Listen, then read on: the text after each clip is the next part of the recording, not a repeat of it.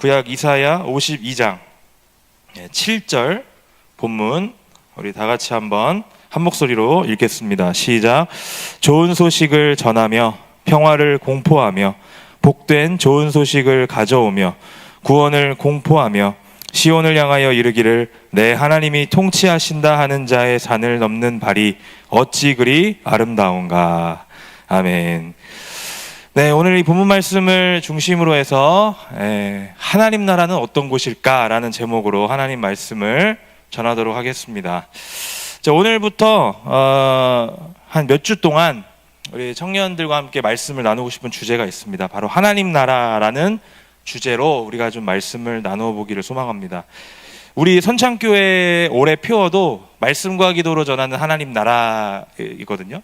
근데 이제 우리가 말씀이랑 기도는 알겠는데, 대충 어떤 느낌인지 알겠는데, 어떤 개념인지 알겠는데 하나님 나라는 무엇인지 잘 모르겠습니다. 이렇게 우리가 또 생각하는 경우들이 있다는 거죠. 특별히 우리가 이제 교회를 오래 다녀도 하나님 나라라는 말은 많이 들었는데 정확하게 뭐냐고 물어보면 대답하기가 어렵습니다. 잘 모르고 살아갈 때가 있어요. 심지어 믿음이 잘 세워지지 않는 아직 초신자이신 분들, 아직 말씀에 대해서 내가 잘 모르는 분들은 하나님 나라 딱 들으면 그냥 어떤 느낌인지나 어떠한 개념인 것 같이 상상은 되는데 정확한 개념이 정의가 되지 않는 경우들이 많다는 거죠. 그러니까 우리가 이제 말씀을 볼 때, 아니면은 설교를 들을 때, 아니면 나 혼자 신앙생활하면서 묵상을 한다든가 할 때 하나님 나라라는 개념이 등장하면 대충 어떤 느낌인지 하고 그냥 문맥상으로 깨닫고 끄덕끄덕하고 넘어가는 경우들이 있다는 거죠. 그래서 이제 그렇게 마무리가 되다 보니까 교회를 오래 다녀도 하나님 나라가 나오면은 정확하게 내가 이 말을 어떻게 받아들여야 되는지를 모르는 경우들이 많다라는 겁니다. 그래서 우리 교회에서 자주 사용하는 이 하나님 나라라는 말은 도대체 무엇을 의미하는지 우리가 좀 이해할 필요가 있습니다.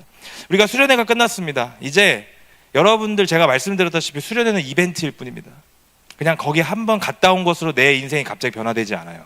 이게 이제부터 시작입니다. 내가 어떠한 계기를 통해서 내가 어떠한 결단을 했으면 이제 우리는 삶으로 돌아와서 그 삶을 결단한 것으로 살아내야 됩니다. 이제 새로운 시작이라는 거죠. 그래서 우리가 변화되기를 결단하는 가운데 우리 삶에 임할 하나님 나라를 함께 소망하면서 내가 하나님 나라를 소망하는 사람으로서 내가 어떻게 꿈꿔야 되는지, 어떻게 내 삶과 연관을 지어야 하는지, 또 우리가 어떠한 삶을 추구해야 하는지 우리가 함께 좀 몇 주 동안 이 하나님 나라라는 주제를 가지고 좀 나눠보도록 하겠습니다. 하나님 나라는 매우 중요한 개념입니다. 예수님께서도 이 땅에서 사역을 시작하실 때 궁극적으로 전하셨던 그 메시지가 하나님 나라였습니다. 그래서 처음에 사역을 시작하시면서 하셨던 말이 뭡니까? 회개하라. 뭐가 가까이 왔다고요? 천국이 가까이 왔느니라. 하나님 나라가 가까이 왔다. 그러니까 회개하라. 이렇게 말씀하셨다는 거죠. 그래서 앞으로 예수님께서 공생의 사역을 하시는 동안 가르치시고 전하시고 고치신 그 모든 사역들이 다 뭐와 연결되어 있냐면 하나님 나라와 연결이 되어 있습니다. 그래서 하나님 나라를 모르고는 예수님을 알 수 없고요. 하나님 나라를 모르고서는 우리가 성경을 이해할 수가 없어요. 그렇기 때문에 하나님 나라라는 개념을 모르면서 내가 신앙생활한다? 이건 말이 안 되는 겁니다. 앞뒤 자체가 맞을 수가 없다는 것이죠. 특별히 예수님께서는 하나님 나라가 어떤 곳인지를 알려주십니다. 그리고 몸소 행하셨어요. 이것이 바로 하나님 나라다라는 것을 몸소 행하셨다는 거죠. 성경 전체를 관통하고 있는 것이 하나님 나라라, 그런 것을 우리가 알 수 있습니다. 우리는 먼저 하나님 나라가 무엇인지 오늘 그 정의에 대해서 좀 살펴볼 필요가 있다는 것을 알 수 있어요.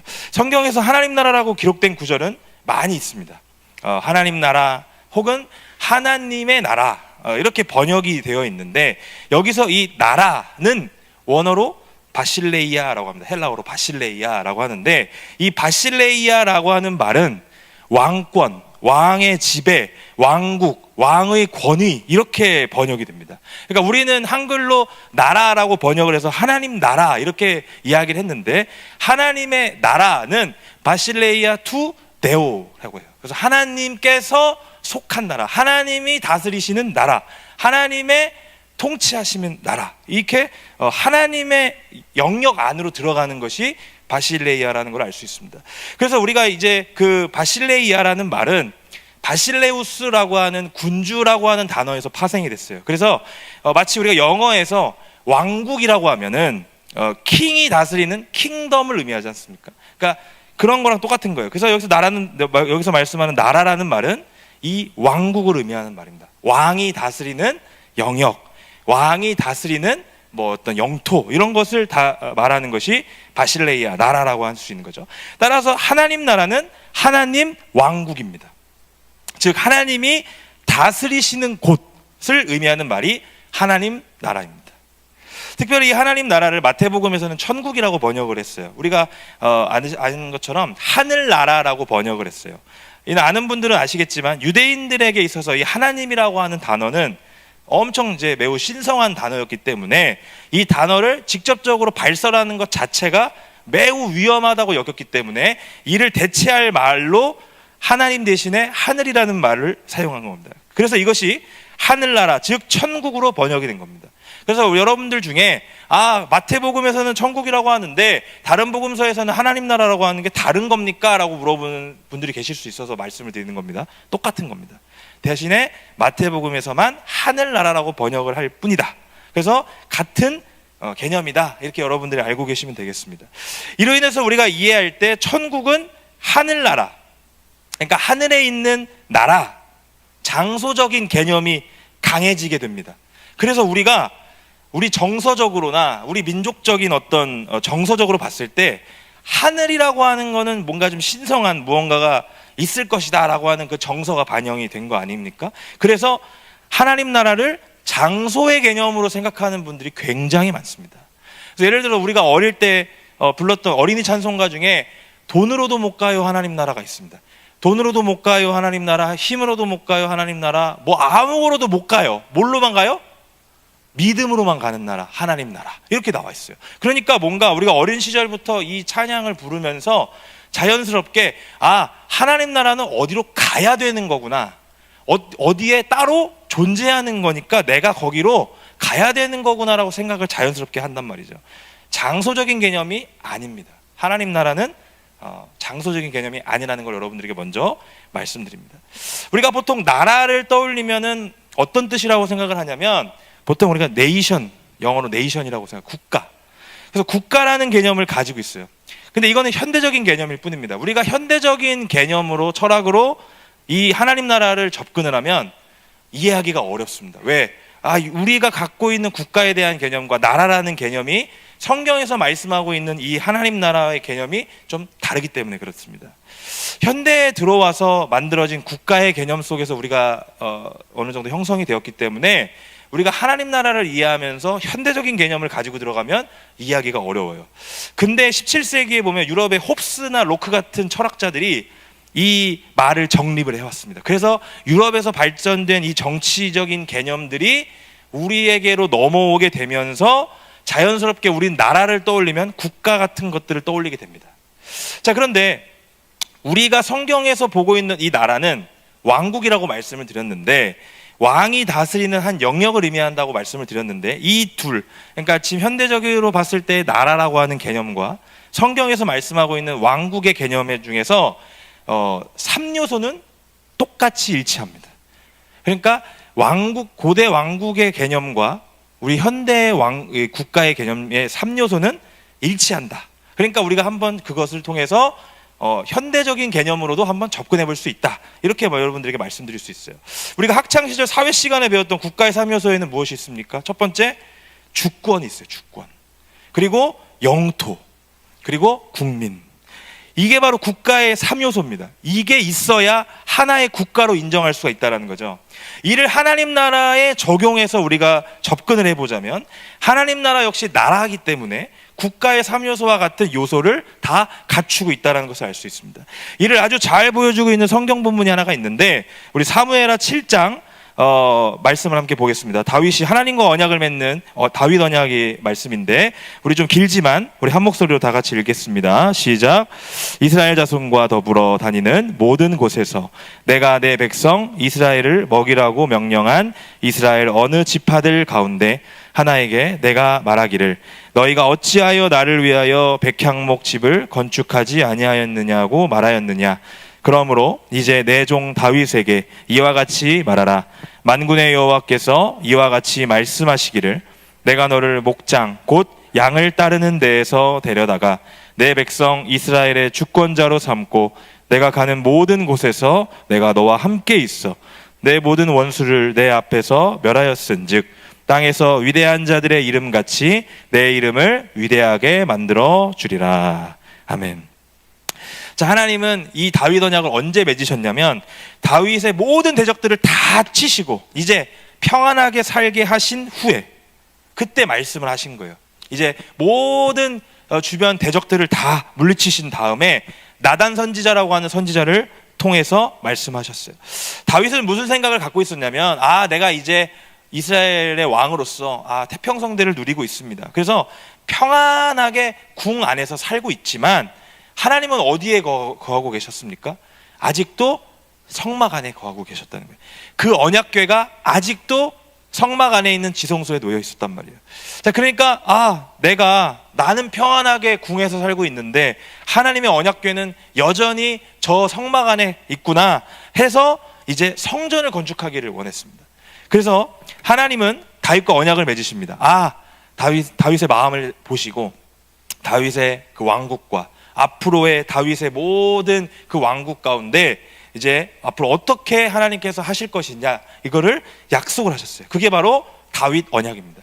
성경에서 여러 가지 언약이 있는데 그 중에서 다윗 언약은 정말 중요한 언약 중에 하나입니다. 왜 그러냐면 우리가 앞으로 임할 하나님 나라의 원형을 보여주고 있는 언약이 다윗 언약이기 때문에 그렇습니다. 이 언약의 내용을 보면 이렇습니다. 하나님은 이스라엘을 내 백성이라고 말씀하십니다. 그리고 다윗을 이스라엘의 주권자로 삼으시고요. 또 9절의 말씀에 보시면 내가 가는 모든 곳에서 너와 함께 하겠다라고 약속을 하십니다. 이 모든 것이 국가의 3요소를 보여주고 있는 것이다. 이렇게 우리에게 보여주고 있다는 것이죠. 하나님 나라의 3요소는 어떻게 구성이 되느냐. 첫 번째 주권. 주권은 누구에게 있을까요? 하나님 나라의 주권은 하나님께 있습니다. 하나님께. 물론 다윗 언약을 통해서 보면은 하나님은 다윗을 주권자로 삼으십니다. 그런데 이것은 대리자입니다. 대리자. 실제로 다스리시는 주체는 하나님이시다라는 것을 우리에게 보여주고 있습니다. 오직 하나님만이 통치하시고 다스리시는 것. 그게 바로 하나님 나라의 주권입니다. 그리고 다음 하나님 나라의 영토는 어디입니까? 하나님 나라의 영토는 하나님이 창조하시고 다스리시는 모든 곳, 즉 모든 피조 세계를 의미하는 말이죠. 그러니까 하나님의 나라의 영토는 제한이 없습니다. 하나님이 계신 모든 곳을 다 우리가 하나님의 영토라고 할 수 있습니다. 다윗 언약에서는 영토가 이스라엘이라고 하는 한 왕국 안으로 들어가게 나타나게 되지만 실제로는 하나님이 계시는 곳, 즉 하나님이 지으시고 다스리시는 모든 곳이 다 하나님 나라의 영토가 된다라는 것을 우리에게 보여주고 있죠. 마지막으로 국민은 누굽니까? 이스라엘 백성.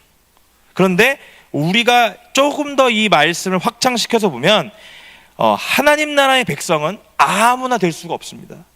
이스라엘이 대단해서 하나님 나라의 백성이 된 것처럼 느껴질 수 있지만 그런 게 아니에요. 아브라함을 선택하셨고 그의 믿음으로 말미암아 그의 후손들이 하나님 나라의 백성이 되는 은혜를 누리게 된 겁니다. 그러니까 하나님의 전적인 은혜가 아니었다면 이스라엘이 하나님 나라의 백성이 될 수가 없었던 거죠. 우리도 마찬가지예요. 아무 의도 없는 우리를 무조건적으로 찾아오신 그 은혜, 그냥 은혜입니다. 은혜. 하나님 나라의 백성이 된다는 것은 우리의 어떠함이 아니라 하나님께서 주시는 전적인 은혜. 예수 그리스도를 믿음으로 말미암아 의롭게 된 모든 사람들만이 하나님 나라의 백성이 될 수 있는 거죠. 따라서 이 모든 것을 통해서 우리가 하나님 나라라는 것을 정리해 보면 하나님 나라는 무엇이라고 우리가 할 수 있느냐? 단순히 어떤 특정 장소를 의미하는 것이 아니라 하나님이 다스리시고 통치하시는 모든 영역을 의미하는 통치의 개념이라는 것을 우리는 기억해야 됩니다.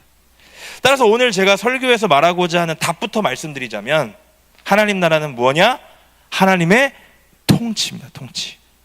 앞으로 우리가 하나님 나라를 떠올리면 통치를 떠올리시면 됩니다. 끝입니다. 이게 다예요.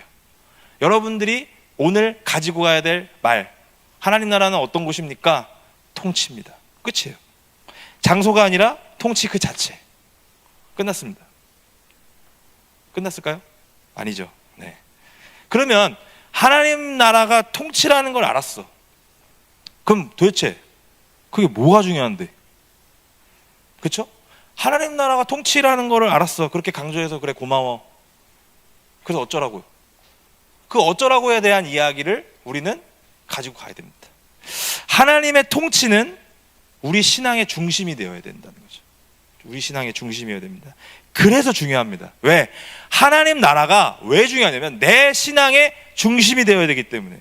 신앙생활을 한다라는 말을 다른 말로 얘기하면 내 삶이 하나님의 통치 아래로 들어간다라고 번역할 수가 있어요. 그래서 하나님 나라가 중요한 겁니다. 왜? 하나님 나라는 내 삶과 아주 밀접한 연관이 있기 때문에 반드시 우리가 그것을 기억해야 된다는 것이죠. 따라서 하나님 나라는 우리의 삶과 밀접한 연관이 있을 수밖에 없습니다. 왜? 우리가 신앙생활 하는 사람이기 때문에, 우리가 하나님 나라, 하나님의 통치 안으로 들어가는 사람들이기 때문에 그렇습니다. 특별히 하나님 나라는 복음과 회개와 믿음, 이 세 가지와 아주 밀접한 연관이 있습니다. 다시 말하면 우리가 신앙생활을 처음 시작하는 순간부터 그 신앙생활을 영위하고 누리는 그 모든 과정까지 하나님 나라는 우리와 뗄래야 뗄 수 없는 아주 중요한 부분이기 때문에 우리와 중요하다는 것을 알 수 있어요. 이 세 가지가 우리에게 주어질 때 하나님 나라가 우리의 삶 가운데 임할 수 있기 때문이에요. 복음을 가지고 회개합니다. 그리고 믿음을 가지고 그 통치에 들어가기 때문에 우리는 이 세 가지를 뗄래야 뗄 수 없이 하나님 나라와 밀접한 연관이 있음을 기억해야 된다는 거죠. 특별히 하나님 나라의 통치 방법, 그 통치 방법이 있습니다. 그 통치 방법, 하나님께서 우리를 다스리시는 모습, 형태, 방법에는 무엇이 있는지를 우리가 다음 주부터 이제 알아볼 텐데, 하나님 나라에 대한 기본적인 것들만 오늘은 좀 우리가 함께 말씀을 통해서 나누고 기억하면서 오늘 본문 이사야 52장을 우리 다시 한번 읽어보도록 하겠습니다. 오늘 52장 7절 말씀 우리 다 같이 한 목소리로 다시 한번 읽어보겠습니다. 시작. 좋은 소식을 전하며 평화를 공포하며 복된 좋은 소식을 가져오며 구원을 공포하며 시온을 향하여 이르기를 내 하나님이 통치하신다 하는 자의 산을 넘는 발이 어찌 그리 아름다운가. 아멘. 이사야 52장의 전체 내용은 뭐냐면 하나님께서 구원하실 것이라는 복된 소식이 선포됩니다. 좁은 의미로 보면은 지금 이스라엘이 당하고 있는 어떤 압제나 어떤 고통 속에서 하나님이 구원해 주시겠다라고 이제 하는 약속으로 우리가 볼 수 있겠지만은, 넓은 의미로 보면은, 즉 성경 전체 흐름의 내용에서 보면은 이는 어떤 것을 의미하고 있느냐면 여전히 죄의 문제를 극복하지 못하고 여전히 죄의 노예처럼 살아가고 있는 사람들을 구원하시겠다 하는 하나님의 그 구원을 선포하고 있는 장면이라는 것이죠. 그래서 오늘 본문에 보면 그 구원의 소식을 뭐라고 표현하고 있느냐면 좋은 소식 또는 복된 좋은 소식, 이렇게 표현하고 있는 것을 볼 수 있습니다. 이게 뭡니까? 복음입니다. 복음. 복된 소식 혹은 좋은 소식, 그게 복음이라는 거예요. 복음. 고대에서는 전쟁에서 승리했음을 전하는 전령의 발을 좋은 소식이라고 했습니다. 이를 헬라어로 번역한 것이 유앙겔리온이라고 부르고, 이거를 신약 성경에서 뭐라고 부르냐? 복음이라고 부릅니다. 그래서 여기 이사야 52장에서 말씀하고 있는 좋은 소식, 복된 좋은 소식을 신약에서는 헬라어로 번역하면 복음이라고 번역을 한다는 거죠. 다시 말하면 신약에서 예수 그리스도께서 전하고 있는 복음과 여기서 이사야가 말씀하고 있는 좋은 소식은 다른 것이 아니라 같은 거라는 겁니다. 그러면 예수님이 전하고 있는 복음과 오늘 본문에서 말씀하고 있는 이 복된 소식, 좋은 소식은 도대체 뭐길래, 내용이 뭐길래 좋은 소식이라고 하느냐? 오늘 7절 말씀해 보시면 뭐라고 하느냐? 그 좋은 소식의 내용이 뭐예요? 하나님이 통치하신다. 하나님이 통치하신다라고 하는 소식이 좋은 소식이라는 거예요. 복된 소식이라는 거예요. 신약에서 예수님께서 계속해서 몸소 행하셨던, 계속해서 가르치셨던 내용, 그것이 뭐냐? 하나님이 통치하신다라는 이야기였는 거죠. 신약에서 예수님께서는 말씀하십니다. 천국이 가까이 왔다, 혹은 하나님의 나라를 전하는 것 모두가 하나님이 통치하신다라는 것에 대한 내용을 담고 있다. 이게 바로 복음이라는 겁니다. 복음.